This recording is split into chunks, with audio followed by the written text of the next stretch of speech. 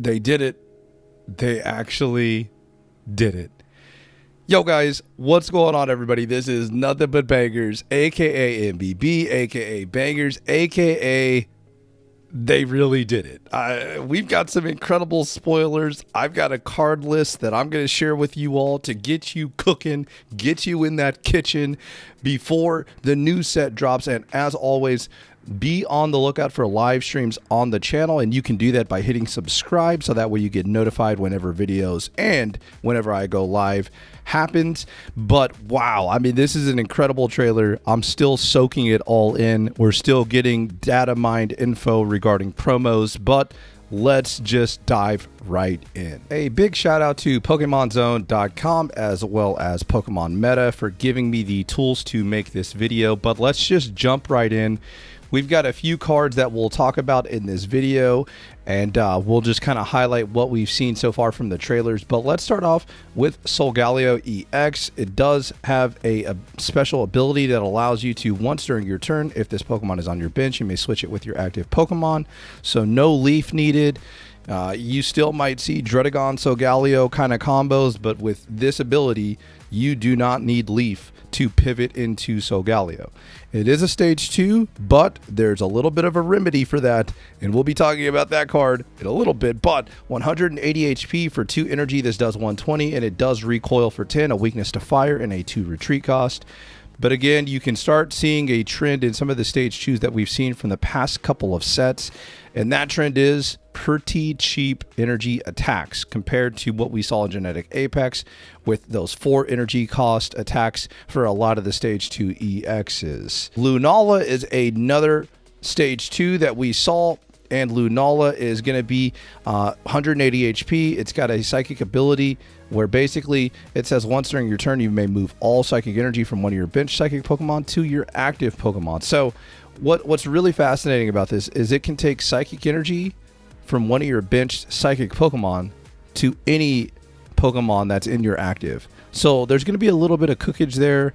The thing is, you almost don't like the idea of your stage 2 playing the role that, you know, is basically an energy connector, right? It's like a Vaporeon, but with extra steps in a way, right? And so that's a little bit interesting. The attack only does 100. It's weak to dark, but it only has 1 retreat cost. So between Solgaleo and Lunala, I'm not sure which one necessarily is like better per se, but they're both pretty unique abilities. And I do like Solgaleo being able to just immediately just surprise your opponent potentially for a pretty decent amount of damage. But let's keep going through these cards. So as you guys can see, there are other basics that are shown, and I'm not going to spend too much time talking about them because honestly, we don't know what the stage 2 and the stage 1 look like, but we are seeing, I believe these are Gen 7 starters. So you've got Rowlet, you've got Litten, you've got Popplio. So you can imagine we're going to see some pretty interesting stuff with their stage 2s. Decidueye might be, or Decidueye, however you want to pronounce it, might be pretty interesting as well because it could potentially have a Greninja-like ability. But then you've also got other variants of like Popplio. So like there's 2 different Popplio, there's 2 different Littens, there's 2 different Rowlets. So we'll see how that kind of plays out. And you also see Alolan Meowth. Honestly, the one of the cards that I'm really intrigued by is the Oricorio. So we'll talk about that as well, but let's dive into this Alolan Raichu EX. So first of all, this card looks fantastic. The one thing that I love about Alolan Raichu is like the shiny version looks like a chocolate mouse. It's like so adorable. But basically, Alolan Raichu, 140 HP. It's a stage 1. It has 3 colorless energies for the attack cost, which gives you a lot of room to cook. Potentially, right? Potentially. But this attack is going to do 60 plus 30 more damage for each energy attached to your opponent's active Pokemon. So it's just like typical Psychic. So, you know, against maybe some decks that have, you know, 3 or 4 energies on their Pokemon, this could do 150 to 180 damage. And then it has a pretty healthy body. 140 HP is not bad. Obviously, you'd like to see more, but this just gives you more cards in the electric toolbox. But again, you don't know how well fighting is going to look as we kind of progress to a new era of Pokemon Pocket. Like, this is just going to be like a whole new era of Pokemon Pocket, honestly. So this Oricorio from apparently the Lunala pack, because there's supposedly 2 packs, Lunala and Solgaleo, but this is really fascinating to me. And if you are a Gengar fan, you are probably loving this reveal so far. From the trainer card that we saw that everybody's talking about to Oricorio. So Oricorio is not going to be necessarily as strong as Marshadow, but it's going to be cheaper. So this is going to be 70 HP. It's a basic. It's going to do 20 damage. Plus, if any of your Pokemon were knocked out by damage from an attack during your opponent's last turn, this attack does 60 more damage. So think of this as like the psychic version of Marshadow. So like slightly cheaper, but you do lose that 100 damage breakpoint, which actually might be a really big deal because 100 damage is enough to knock out a lot of basics as well that are non-EXs. So what are you really going to be knocking out with 80 damage, potentially 90 damage with a Giovanni, right? Potentially 100 damage with a red. What are you really going to be knocking out there? That's the question that you really got to ask when you look at this card. But being a one prize Pokemon, I'm really intrigued by it. I definitely want to try to cook with this card. Alolan Vulpix is a card that looks fantastic. And if you've seen the Alolan Ninetales, it also is a very beautiful looking Pokemon.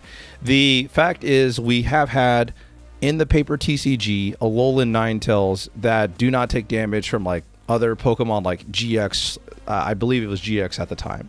So is this potential for Alolan Ninetales to maybe just have like no damage from any Pokemon EXs? That's something to 100% pay attention to. And basically Alolan Vulpix is a 60 HP basic that's going to take 1 energy from your energy zone and attach it to this Pokemon. So it's going to be ramping itself.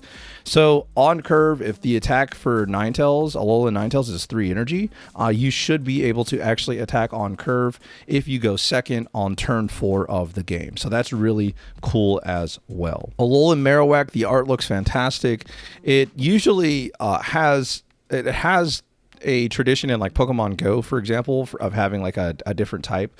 Like I believe it was Dark and Fire. But with this particular variant of Alolan Marowak is going to be a Fire type, 110 HP. It's a stage 1. But the attack is a little interesting. It's like a different variant on Marowak EX, but for 3 energy, you're gonna flip 2 coins. This attack does 70 damage for each coin. If at least one of them is heads, your opponent's active Pokemon is now burned as well, and burn does 20 damage, right? So you're essentially dealing 90 damage potentially, unless it's like Arceus or something, right?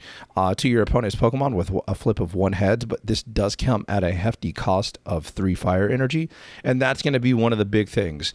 There is a trainer card that mentions a Turtonator, and there is potential that Turtonator could be a fire ramper, but we'll have to wait and see the rest of the cards in the set. Rotom Dex is a card that, in my opinion, is just basically like a strict upgrade of Pokedex. Pokedex is a card that's been out since the introduction of the game, and it doesn't allow you to shuffle anything. It just allows you to see what the top 3 cards are, if I remember correctly. But Rotom Dex is going to allow you to basically look at the top card of your deck and then shuffle it if you want. That's actually really fascinating, and I could see the argument for a card like this a lot more than I ever could with Pokedex. And so I do think that this is a card to keep on your radar. I don't know that it's going to fit like in every deck, but it's a deck that basically like allows you to scry, right? So if your deck has what we would like to call inherent card advantage. So in other words, if your deck is already generating cards like every turn for whatever reason, whether it's a Pokemon ability, usually it's a Pokemon ability, but if your deck is already doing that, then Rotom Dex can help you fix your draws even more, right? So that's something that's like really interesting and definitely something to pay attention to as we move forward in the game of Pokemon Pocket. All right, we got to talk about it. Yeah, Rare Candy is finally here, and Rare Candy is going to change the way the game Pokemon Pocket is played for the rest of its legality. As long as Rare Candy is in the format, it is going to be a very, very relevant card to be be paying attention to. And like honestly, I've been calling this card for like the past like 3 sets. Like, oh my God, is Rare Candy coming? Is Rare Candy coming? Is Rare Candy coming? It's become like a meme at this point. But finally, we are seeing Rare Candy in Pokemon TCG Pocket, and I do have a list of stage 2s that, in my opinion, immediately get more playable and potentially better with Rare Candy. I'm going to share that list here in a second. But again, just going over the ability again, you're going to choose one basic Pokemon in play. If you have a stage 2 in your hand that evolves from that Pokemon, put that card onto the basic Pokemon to evolve it, skipping the stage 1. You can't use this card during your first turn or on a basic Pokemon that was just put into play this turn. So keep in mind, this is not going to end your turn. They didn't make it a supporter. They just said, pow, here's Rare Candy. I mean, when I saw this revealed, I couldn't believe it. But again, it's something that if you've been looking at the way that they've been designing stage 2s, it makes a little bit of sense, but also like this is going to change the meta completely. And this now from here on out, every stage 2 that comes out, the first question you got to ask is, all right, how does this look with Rare Candy? And as far as deck building goes, you're basically going to cut at least one of the stage 1s in your deck. We in the real life TCG, we see a lot of people playing a 4-1-4 or like a 4-1-3 layout of like their stage 2s. Some people will just go crazy and just go 4-0, so no stage 1s and then 4 stage 2s. So like in Pokemon Pocket, you're going to have two options, in my opinion. It's going to be 2 of the basic, 1 of the stage 1, and then 2 Rare Candy. And then obviously 2 of the stage 2, or you're going to just play 2 of the basic, 0 of the stage 1, 2 of the basic or the stage 2s, and then 2 Rare Candy.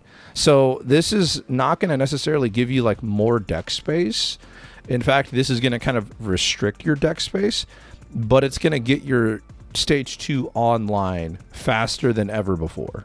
And so like that's the trade-off, right? So we're going to cook with this card a little bit for sure, and this card is going to be a really big card to pay attention to from here on out. But I can't believe they did it. What are your thoughts on Rare Candy? I need to know in the comments. Are you excited? Are you nervous? Like, are you like, oh my God, this ruins the game? Let me know in the comments. I got to know. Sticking with some of the other revealed cards, I don't know how to pronounce this. Is this Llima? Is this Llima? What is? How do you pronounce this? Who is this? Anyways, put one of your normal type Pokemon that has damage on it into your hand. So this is basically like a scoop up for your normal type Pokemon. So this card is going to really excel with basic normal Pokemon. So you can kind of think about what cards that fits. Right now, off the top of my head, I mean, the first thing that comes to mind is something like a Snorlax. Keep in mind, your energies will probably be discarded and put into the discard pile. So there may be some synergy with cards that maybe fuel like those supporter cards from the electric type that fuel off of having cards in your energy discard pile. So we'll see about that. But again, like looking at this card, it's pretty interesting. But again, we're just going to need to see like some different normal types, because like the thing is, if you put a stage 1 or stage 2 normal Pokemon into your hand, I'm not sure if that's going to discard the rest of the family, right? I'm not sure. Like, so say you put a stage 1 in your hand, is it going to discard the basic? That's the kind of the big question, right? Because usually in the paper TCG, it says something, right? It says like, and discard all the Pokemon out, or discard all the cards attached to it, or usually it says something along those lines. So I'm not sure how this card is going to work in Pokemon Pocket.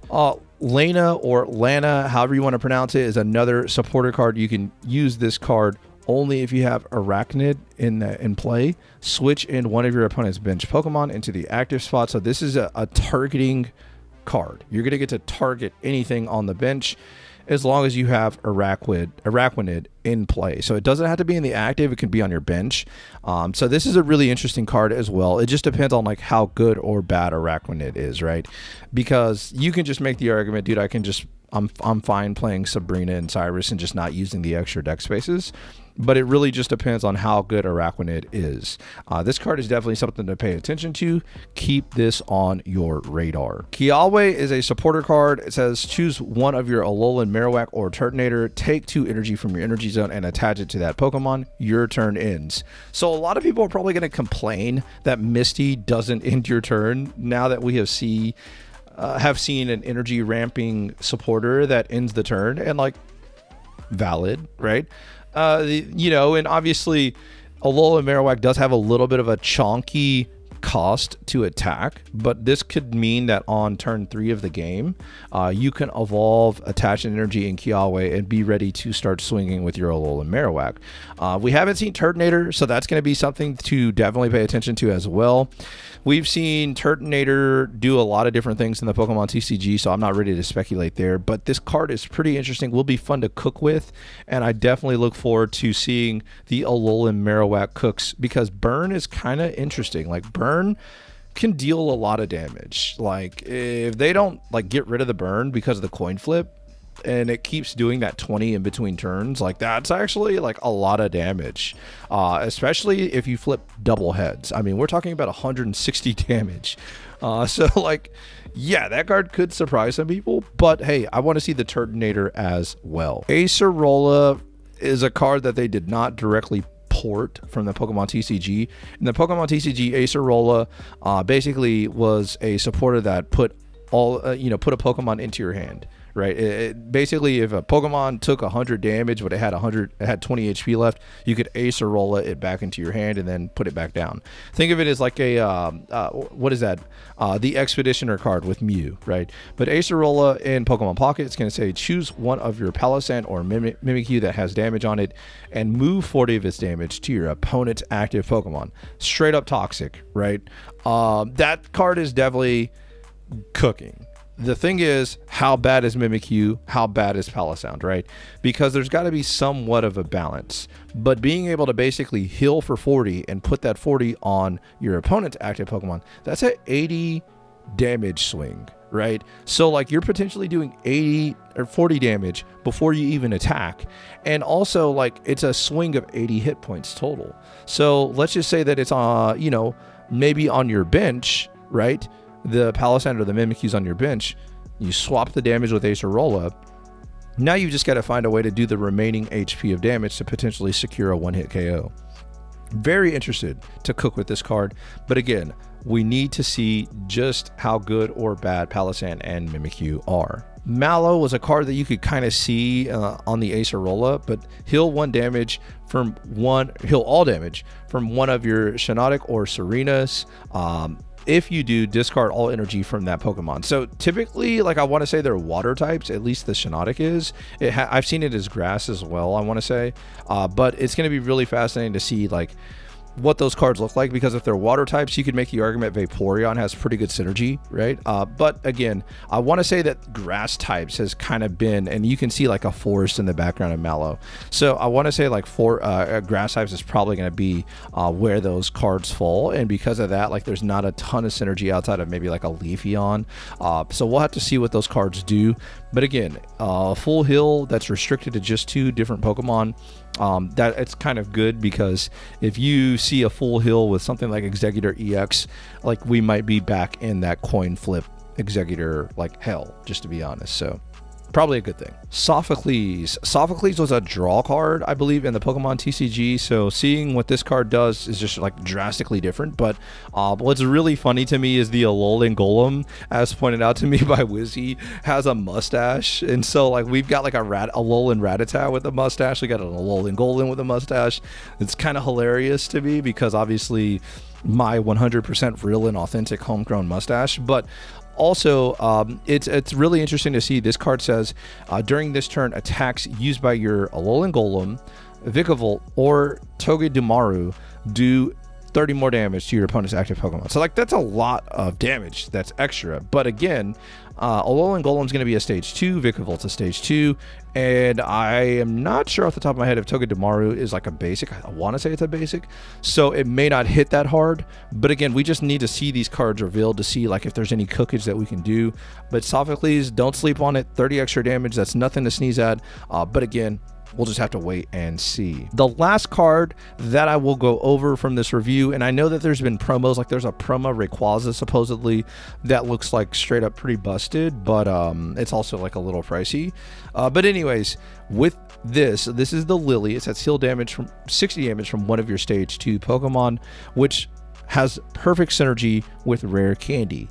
So you might be asking at this point, MBB, what stage 2s got a buff with the addition of rare candy, or like what stage 2s may see more play now because rare candy is on the horizon. Let's talk about that. This is my list of stage 2s that when I went ahead and went through all the Pokemon in the game currently, this is what I kind of thought. So let's just start at the very bottom, actually. So Victory Bell, pretty interesting Pokemon that maybe has a little bit more of a role. It's probably on the weaker side of all of these stage 2s, but again, it's a pretty fascinating ability. But with the meta potentially changing, maybe Victory Bell is able to get rare candied out, and suddenly, you know, Leafeon, Victory Bell, you're able to trap in or bring their basic before they can rare candy and knock out their basic. So there's a lot of stuff with Victory Bell that could potentially be like very influential into the metagame. And there's also the idea that Darkrai, Weavile, like that, you know, the dark type EXs could have a little bit of an issue with Victory Bell as well. But Leafeon, Victory Bell, it's a lot of like evolution Pokemon in a deck that kind of scares me, but no doubt there's some interesting synergy there that might be able to be pulled off if you are able to kind of like make that happen. And again, Victory Bell's ability has always been something that's been lurking in the background. I've seen some people talk about it even recently with the current meta of like basic EXs and how Victory Bell can kind of trap them, or at least bring them out and then kind of make Meowscarada attack them. So yeah, that's a lot of stage 2s. Personally, in my mind, I don't like that, but obviously it gives you some tools. Venusaur, also a card that I have always been a big fan of ever since I won that tournament with it. So Venusaur, with the ability to potentially heal with something like a Lillie as well as an Erica, maybe even the fact that it has a pretty expensive attack cost, it could still see some interesting play. The honest point is those two Pokemon are probably on the weaker side of the spectrum of all of these stage 2s that we'll be mentioning. Togekiss. Togekiss having a pretty cheap energy attack and attack that can scale and definitely take some knockouts on EX Pokemon is something that's very intriguing. And also, you have to think like rare candy is an item, so you can still use Cynthia in the same turn and potentially deal some pretty big damage with Togekiss. So Togekiss, definitely on the menu, definitely something to pay attention to. In paper, you can rare candy fossils, so because of that, Rampardos immediately vaults into the spotlight again, because Rampardos will be able to attack immediately after being rare candied for 130 damage, potentially just sweeping your opponent. That is huge. That is massive. So I'm definitely intrigued by this. The hardest part is going to be getting the fossil, right? Like getting the fossil and then obviously securing the combo, right? Because you got to think, even though rare candy is explosive as it is, we don't have a ton of draw power in the game, even though we do have small decks, right? They're only 20 cards. So, you know, it's a combo card, right? Like you're going to need 2 card combos along with the basics, right? Meowscarada should be decent as well, with a lot of people probably choosing to play these new EX stage 2s and a lot of people choosing to continue to play some of the big boss EXs like Blastoise and Charizard. Meowscarada is definitely on the menu, and being able to rare candy your Meowscarada could be really nice, especially because you may get maybe 2 turns of calling for help with that basic Sprigatito. So there's a lot of cool synergies there. Meowscarada definitely seems like it's going to be sticking around. Greninja. So Greninja is a card that has continued to be relevant since it was introduced. And now that you're going to be able to get it online even faster, that is something to pay attention to. And obviously, one of the things that I looked at across all these stage 2s is their attack costs. All of them should have a 1 attack cost or a 2 attack cost. Obviously, you've got some exceptions because they're just big, chunky Pokemon. But again, like Greninja, it seems like it's going to be very relevant for the foreseeable future, and I would not be surprised to see Greninja continue to pop up in some of the tournament top cutting decks. The other card that I would lump into this category is actually Crobat. Crobat does a similar effect to Greninja, but it only hits the active, and it hits for 30 damage in the active. You need Arceus on the field, whether it's on the bench or in the active, to actually get that effect, so that's a little bit of a deal breaker. But I won't be surprised to see Crobat also see some play, especially with the 1 attack, or the 1 energy attack cost. The Gengars from Genetic Apex are also 2 cards that are very devastating with an on-curve rare candy, because they could potentially just lock your opponent out of supporters, whether it's you're attacking with the non-EX Gengar, and remember, it's a 1 energy attack, so like for 1 energy and rare candy, obviously you're just hitting for 50 and locking your opponent out of a supporter. If you, or for the next turn, if you have the big Gengar, right, Gengar EX, as soon as it's in the active, and you rare candy it, it locks your opponent out of supporter cards. So there's really like not a lot of ways to get out of that lock unless you knock it out, or like, you have some Pokemon ability that switches the Gengar out of the active. So definitely think Gengar stonks are up with the introduction of rare candy. Gardevoir is a card that is a little bit glassy, right? 110 HP. So you worry about how glassy it is. However, rare candy enables some pretty degenerate plays with Gardevoir. The best thing that I can kind of point out is something like Gardevoir and Mewtwo. We've seen that combo before. Who knows what other combos we might see? We might see Giratina, Gardevoir, Mewtwo. There's a lot of things that you can cook with rare candy now out and potentially wrecking the game. So definitely something to pay attention to. You're going to have a lot of options to cook. And the cool thing about this too is, like, even if you're somebody who's free to play, rare candy should be relatively easy to get your hands on, and also it's going to work with a lot of cards from all of the sets, right? Like, I've talked about cards from just about every one of the sets that's been released, and I'm not going to stop, because Garchomp is also another card that may have its glow up. Finally, you may be able to dust off your shiny Garchomps that look very good, right? The full art looks fantastic, right? It's taking on an Arceus in the background, but you might be able to actually utilize Garchomp EX because it does have that double attack, right? It has the 1 energy attack, but it also has the 3 energy attack. And realistically, you may never use the 3 energy attack, right? It may just be one of those things where you try to rare candy Garchomp out, it immediately just starts sniping things all over the field, and then you load up a threat on the bench. That may be the best approach. We'll have to wait and see. But again, Garchomp is a card that I think is definitely on the menu. Gallade is not going anywhere with rare candy. Gallade and Gardevoir are just eating real good, right? They're eating real good. You've got Gallade with the ability to attack for 2 energies. Obviously, rare candy is going to have some nice synergy with it and potentially put it online faster. The one thing you got to worry about is if the meta does shift to like cheaper attacks with like stage 2s, or cheaper attacks on basic Pokemon, then Gallade won't be as good, and we actually may see a world where Garchomp is better than Gallade, which is wild to say considering what we've seen so far. The last few EXs I'll go over is the new Charizard EX that just was released in Shining Revelry. Now you will be able to rare candy into Charizard and immediately attack with the Stoke attack and potentially be online to deal 150 immediately. This is probably one of the most toxic things about rare candy. You are 100% going to lose games to rare candy on curve with Charizard hitting for 150, similar to how Mewtwo used to just be so very oppressive.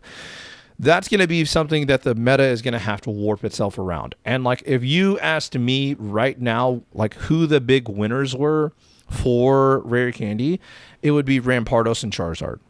Like, to me, the top 2 cards would be Rampardos and Charizard because they can make the most use out of rare candy on curve and just immediately snowball games out of control. And the thing about Rampardos is it's going to recoil. So like, if you're knocking out 1 prizers with your Rampardos, that may not be good. And Charizard may be better in that scenario, right? But it's going to be a turn slower, Charizard is, right? So again, this is going to be fascinating to watch unfold, but right now, immediately speaking, I would say Charizard and Gallade are probably the biggest winners for the rare candy sweepstakes. In the next tier, I would probably say something like Gengar and Gardevoir are probably up there as well. This isn't to discount how good Blastoise EX from Genetic Apex may be. Blastoise EX may be really, really decent. We've seen a lot of recent success with Big Man Blastoise, and basically you can play the same deck, but taking out the War Turtles and putting in Rare Candy. You still have the Manaphy ramp, so that's something to definitely pay attention to. And again, like, you know, these deck list may change with the introduction of Rare Candy.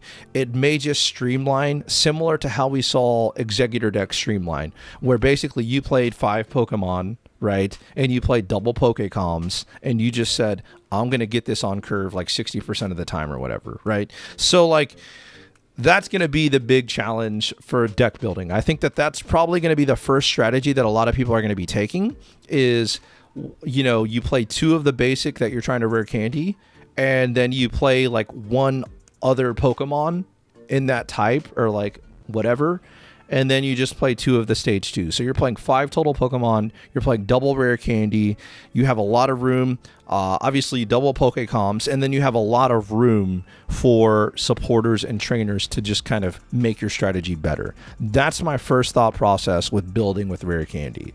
Beedrill is another card. Again, I kind of lump it into Gallade, right? Because if Beedrill like is on curve, it can be devastating. But the thing is, if the attacks that your opponent are using are very cheap, like the Beedrill just may not matter. So the 80 damage might be too little, and the effect may not be devastating enough. Now, if you combo this with the Team Rocket Grunt, obviously things are changing. But again, right off the bat, my biggest winners personally, in my opinion, Rampardos, Charizard. Then you get to the Gengars, Gardevoir. Then, you know, maybe you get into maybe the cooks with Meowscarada, with Blastoise, with Victory Bell, with Garchomp, with Greninja, with Togekiss. Like, you get into those cooks, and who knows what stage 2s we're going to get outside of Solgaleo and I'm forgetting the second one, and Lunala. So again, we'll just have to wait and see. But again, let me know what you think about the new set reveal so far. What are the cards that you're interested in? What do you think are the best stage 2? And again, thank you so much for taking time out of your day for me to be background noise. Maybe you learned something. Maybe you picked up a new strategy that you're ready to cook with. But until next time, I'll catch you later. Peace.